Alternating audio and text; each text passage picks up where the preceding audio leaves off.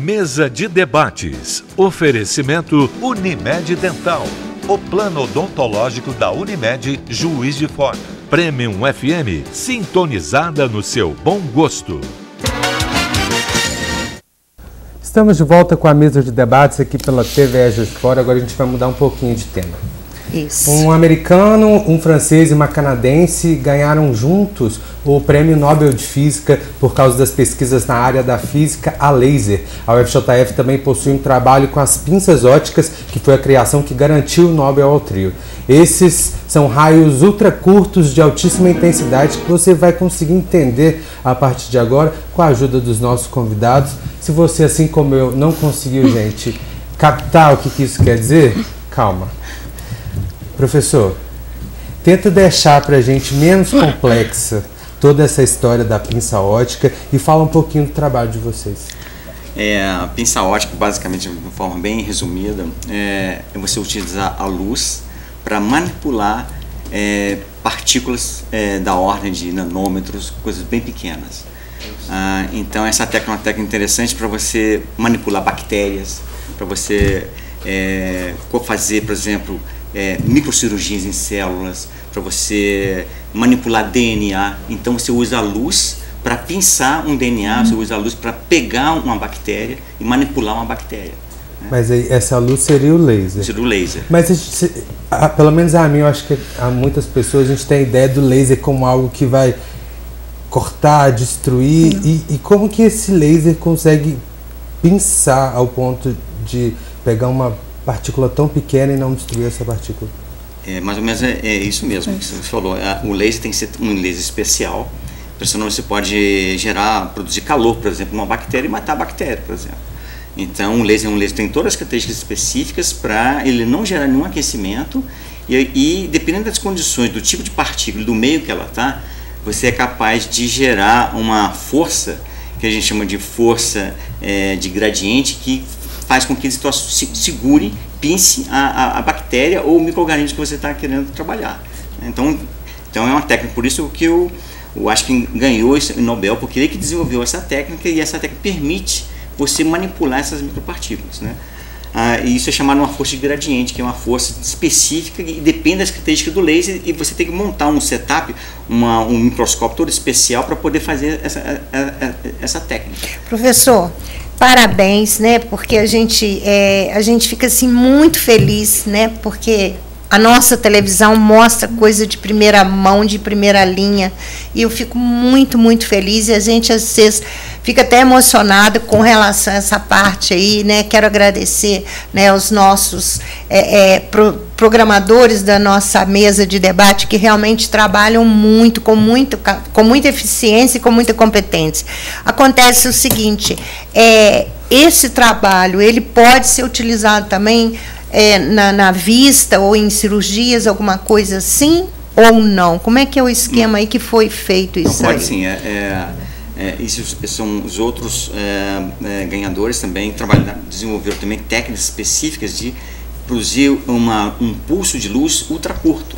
Então você pode ligar e desligar a luz de uma forma muito rápida, e você então pode usar agora um outro tipo de laser que você pode fazer cortes, por exemplo, e esse corte, por exemplo, esse liga e desliga é tão rápido que não produz tanto calor, e ao mesmo tempo pode realizar corte. Então você pode utilizar esses lasers ultra curtos na área de oftalmologia, por exemplo. Então é o que isso foi feito, por isso o mérito, né, de ganhar esse prêmio. Esses três pesquisadores, um usou um laser específico para a área biológica, o outro utilizou-se na área médica, né, os outros dois ganhadores. Então você tem, dominando a física da luz, né, você é capaz de saber controlar esse tipo de atividade, tanto na área médica como na área biológica. Interessante que o prêmio, né, desse ano foi voltado justamente a usar a física na área médica ou biológica, né? Então o pessoal viu que o conhecimento da física pode ser muito útil em outras áreas também. Não é simplesmente aquele problema que a gente está acostumado em sala de aula, nossa, que matéria chata. É como se fosse uma física aplicada. Exatamente. mostrando exatamente que a física pode ser aplicada e a aplicação na área biológica e na área médica é muito grande. No caso aqui nós temos um grande gênio e uma pequena gênio, né? Mas e aí? Eu quero saber de você, como é que é participar de um projeto desse tão maravilhoso que vai ajudar tantas pessoas, com certeza. É bem interessante, quando eu terminei meu mestrado, procurei o professor Zé Paulo, porque eu já tinha conhecimento da técnica de pinça ótica e de ter assistido em alguns eventos que eu participei. Aqui no Brasil, em paralelo ao ASCII, lá nos Estados Unidos, foi desenvolvido o procedimento. Foram eventos que foram acontecendo bem simultaneamente. O Brasil tem essa pesquisa na UFRJ também sobre o desenvolvimento da pinça ótica bem avançado. Tem trabalhos, tem professores do Brasil que têm trabalhos inovadores nessa área de pinça ótica, e é uma pesquisa que o Brasil andou bem de igual para igual. Vale muito a pena ressaltar isso. E o professor José Paulo, ele já tinha o interesse, foi uma disciplina que eu fiz com ele, que eu fiquei sabendo que ele tinha o interesse em montar esse setup, porém, ele tinha o material, mas não tinha aluno. E aí foi quando eu resolvi fazer meu doutorado aqui em Juiz de Fora. Eu procurei ele com a proposta de montar, inicialmente para analisarmos cianobactérias, um micro-organismo, e daí veio surgindo outras propostas. A gente inicialmente quer analisar cianobactérias, mas existem coisas da mesma ordem de grandeza que a gente também pode analisar. Atualmente, esse é o nosso principal foco aqui no nosso departamento. Mas você pode estudar outros tipos de organismos, desde que seja desse tamanho, da ordem de micron, 10 a menos 6. Isso. A gente tem um vídeo aqui para tentar ilustrar isso vocês falam. Eu queria que vocês fossem narrando. Nesse vídeo aí tem várias microesferas. E esse ponto em lilás, agora em verde, você pode observar que as microesferas elas passam e, de repente, uma é aprisionada. É exatamente esse pensamento que está acontecendo. O que acontece é que está passando a luz laser, num objetivo que é um jogo de lentes, e ele focaliza essa luz num ponto muito bem definido. E uma vez que ele focaliza nesse ponto e eu consigo manter a intensidade dessas forças que o professor Zé Paulo falou, essa força gradiente, eu consigo parar esse micro-organismo naquele ponto, naquele foco que a luz está parado. Então, eu consigo aprisionar ela ali. Só que, por conta do tamanho da micropartícula que eu estou analisando, e devido a geometria dela e toda a parte matemática desenvolvida, eu tenho uma força suficiente para aprisionar ela, porém não para danificá-la. Então, eu estou trabalhando com a intensidade do laser, existem várias características paralelas, porque eu estou prendendo, por exemplo, eu posso prender um espermatozoide, que é uma coisa nessa ordem de grandeza, só que eu não quero danificá-lo. Até o projeto da gente, a gente quer aprisionar a cianobactéria, mas a gente não quer que ela se esquente para ocasionar outros problemas. Então, essa técnica também é bem interessante por conta disso. Ela aprisiona, mas ela não danifica o meio. Tá, e você retira para análise? Seria, no caso, o objetivo é esse? Um dos objetivos da dissertação da tese da Isis é usar a técnica de pinça ótica para manipular essas cianobactérias. Essas cianobactérias, ultimamente, elas estão sendo muito pesquisadas porque elas estão entrando nesses mananciais de água potável e estão danificando, deixando a água imprópria para consumo. Se você jogar algum remédio, ela libera uma toxina e a água fica realmente imprópria, né? Então, todos mananciais de água estão sendo, de alguma forma, contaminados por essas cianobactérias. É a cianobactéria que a gente está estudando. Isso. E a gente está, então, utilizando a técnica de pinça ótica justamente para pegar um único indivíduo e estudar em que momento ele libera essa toxina, em que momento, quais são os fatores de estresse e como eu consigo gerar uma armadilha para pegar essa cianobactéria viva sem precisar que ela libere a toxina e deixar a água potável imprópria para consumo, né? Então, é uma coisa interessante que a gente está usando a técnica para desenvolver uma aplicação para ajudar a melhorar ou qualificar melhor a água potável. Professor, ficou claro aí que a técnica permite o isolamento e a manipulação. Assim, futuramente, a gente pode visualizar também, assim, pelo menos pelo jeito que vocês estão demonstrando, que foi lido na imprensa, é que essa técnica também ela poderá ser usada no futuro para o tratamento do câncer. Eu acho que é um passo bem longo, né? Mas assim, que a técnica permite você manipular moléculas, inclusive. Né? Então você pode, tem vários trabalhos que você consegue esticar um DNA e medir a constante elástica do DNA. Você pode fazer cirurgias em DNA, você pode usar um outro laser para fazer um corte e colocar outros tipos de aminoácidos ali dentro, etc, etc. Ou seja, é uma técnica realmente, essa técnica não é nova, foi da década de 90 isso, mas assim, existem vários trabalhos nessa direção de estudar coisas no nível molecular para você poder manipular coisas. Então, nesse sentido de você usar novas moléculas e manipular novas moléculas, pode ser útil no futuro para vários tipos de doenças. Perfeito. Bom, a gente continua essa conversa daqui a pouquinho. A gente agora vai para o último intervalo do nosso programa de hoje. Já voltamos com a mesa aqui pela TV Juiz de Fora.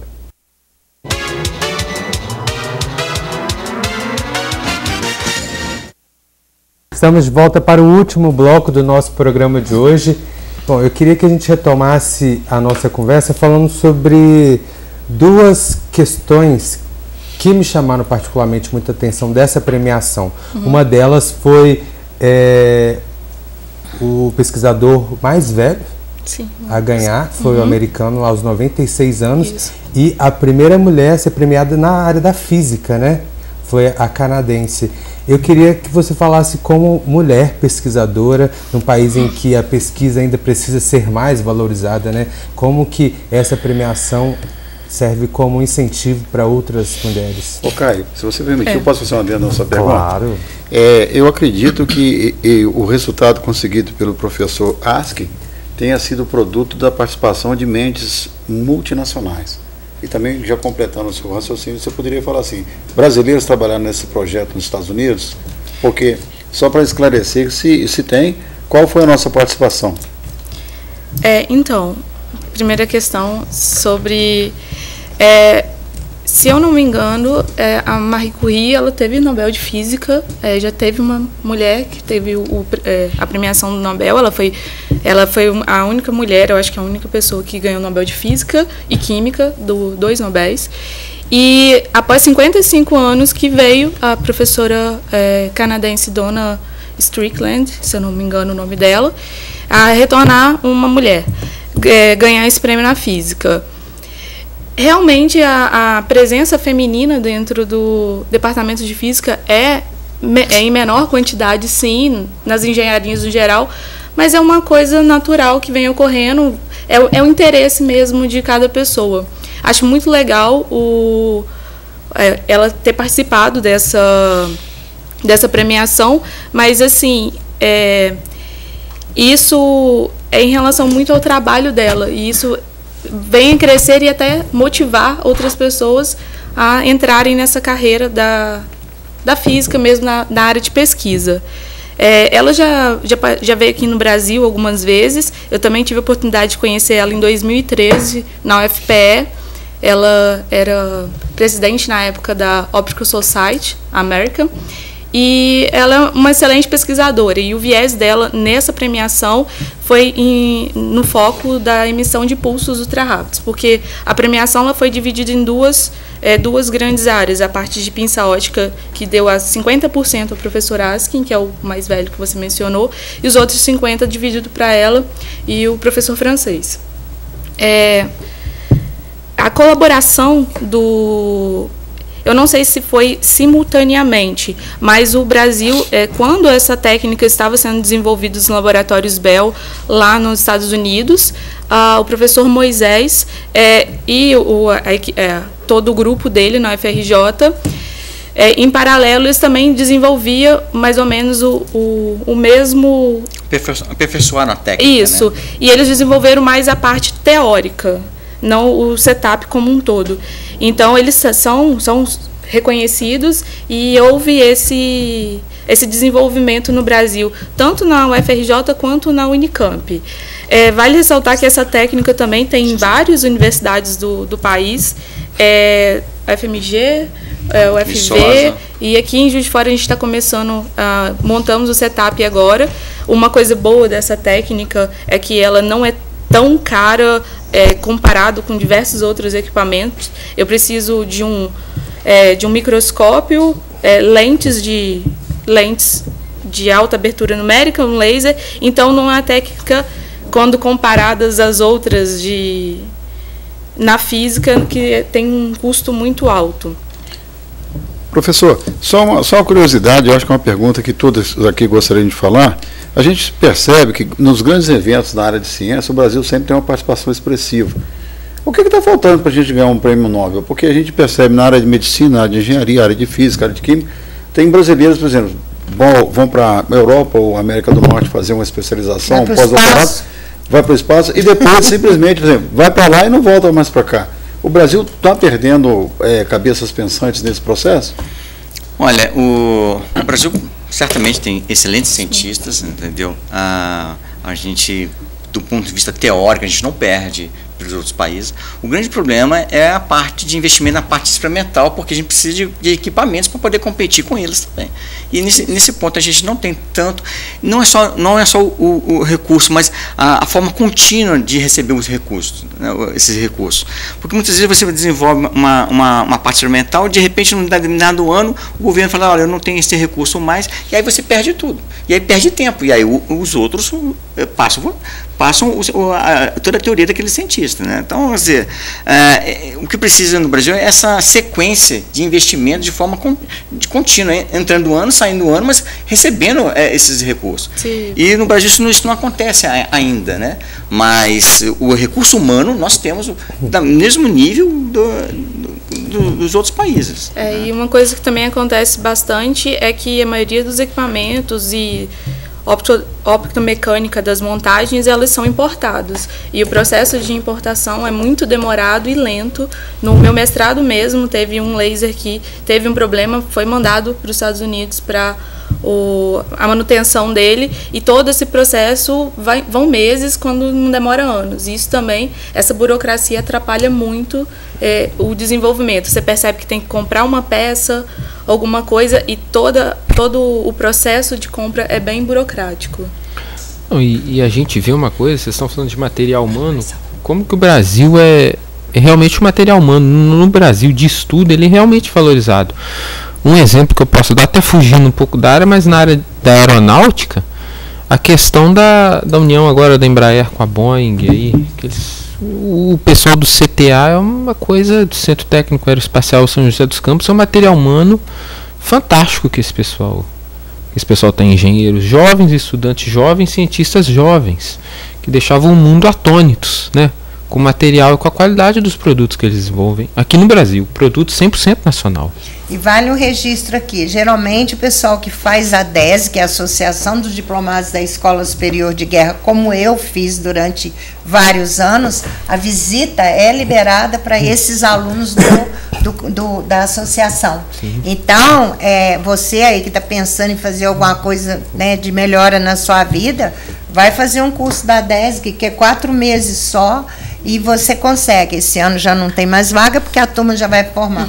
Mas, para o ano que vem, fica aí o convite registrado. Você pode visitar o CTA lá, como eu visitei. Inclusive, as ogivas nucleares, cada uma maior do que a outra, mais perfeita. E eles passam para a gente com uma sabedoria que você sai de lá assim, enriquecido de conhecimento. Então, vale a pena o registro. Eu penso assim que o que é bom a gente tem que comentar, pelo menos no Brasil. Você vê, vocês, né? Que maravilha, que coisa linda, né? E uma menina jovem ainda, está aí de sol da manhã. Quem sabe ela vai ser o nosso prêmio Nobel da física ou da química aí, né? Não precisa de ser 50 anos, não, porque pelo jeito que vai, né? Também com a assessoria de um professor desse, ninguém está faltando muita coisa, né? Então, eu penso assim, que a gente pode, é só você querer e você, sabe, buscar isso aí para você, que você vai conseguir. Realmente, eu acho que nós conseguimos. O brasileiro é muito, muito fantástico, com certeza. E o cachê hoje vai ser alto, hein? Com certeza, eu estou pensando. P12, A10. Eu estou pensando, entendeu? Estou pensando. Para a gente encerrar, eu queria que vocês falar, assim, já explicaram da pesquisa, qual que é o estágio em que ela está agora e o que falta para vocês conseguirem o propósito de vocês? Então, a pesquisa, comecei meu doutorado ano passado, estou começando o 2º ano agora, um prazo, nossa projeção de 4 anos. Essa pesquisa ela é multidisciplinar, como a gente estava falando anteriormente. Sim. Ela é uma parceria do Departamento de Física, tem a colaboração da Biologia e, se tudo der certo, da Química também. E atualmente a gente tem a técnica montada, a gente já consegue aprisionar micropartículas, tem detalhes de precisão que a gente precisa ainda melhorar. A gente já consegue, a professora da Biologia, a professora Simone, ela já está nos oferecendo as amostras das cianobactérias para a gente isolar e estudar. E vai ser a projeção é nos próximos 2 anos a gente desenvolver esse trabalho. Uhum. E esse estudo da água aí, professor, que o senhor falou, com relação a essa parte aí da água aí, como é que está o andamento disso? Então, uma vez montada a técnica da pinça, a ideia então é isolar essa cianobactéria e estudar exatamente o mecanismo de abrir e fechar os canais que controlam a saída das toxinas. E aí a gente vai conseguir fazer uma espécie de uma armadilha física para aprisionar e atrair essas cianobactérias. E com isso você vai poder, o nosso objetivo é, no final, você conseguir desenvolver um equipamento, um dispositivo que vai, de alguma forma, atrair essas cianobactérias e aos poucos você vai eliminando e deixando, filtrando a água sem gerar aqueles produtos tóxicos da cianobactéria. Porque hoje em dia é impossível. Para vocês terem uma ideia, essa cianobactéria é a mesma cianobactéria que está no lago do Museu Marinho Procópio, deixou aquele lago verde. Sim. Então, ou seja, uma vez ela entrou, é difícil você recuperar aquela água agora, a não ser que você desenvolva um dispositivo capaz de ir filtrando, mas sem matar aquelas cianobactérias. Bom, o nosso programa chegou ao fim, a gente vai ficar aqui com uma grande expectativa sobre o trabalho de vocês. Torcendo para eles, né? Com certeza, foi um prazer imenso recebê-los e uma felicidade tremenda também de conhecer um pouco mais sobre o trabalho desenvolvido por vocês. Bom mesmo. Igor, muito obrigado. Sucesso lá no evento no sábado. Ano que vem tem mais, né? Ano que vem tem mais, e ano que vem estamos no caminho aí do Encontro Nacional de Colecionadores, a 6ª edição, aqui em Juiz de Fora, reunindo a nata do colecionismo nacional. Perfeito. Eu agradeço muito mais uma vez a oportunidade. Obrigado, doutora Jane. Até a próxima. Cirilo, muito obrigado, meu amigo. E é claro que eu quero agradecer a você, especialmente aí de casa, que acompanhou o nosso programa. Sem você, o nosso programa não faria sentido. Então, eu espero te encontrar amanhã às 11 horas da manhã. Tem a reprise hoje às 6 horas da tarde. Ou a qualquer momento você pode encontrar essa e outras edições da Mesa de Debates no nosso canal no YouTube ou na nossa página no Facebook. Só procurar por TBE Juiz de Fora. Muito obrigado pela sua companhia. Uma ótima tarde para vocês e até amanhã. Tchau.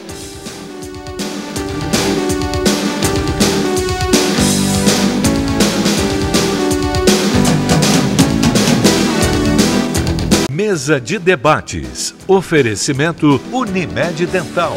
O plano odontológico da Unimed Juiz de Fora. Premium FM, sintonizada no seu bom gosto.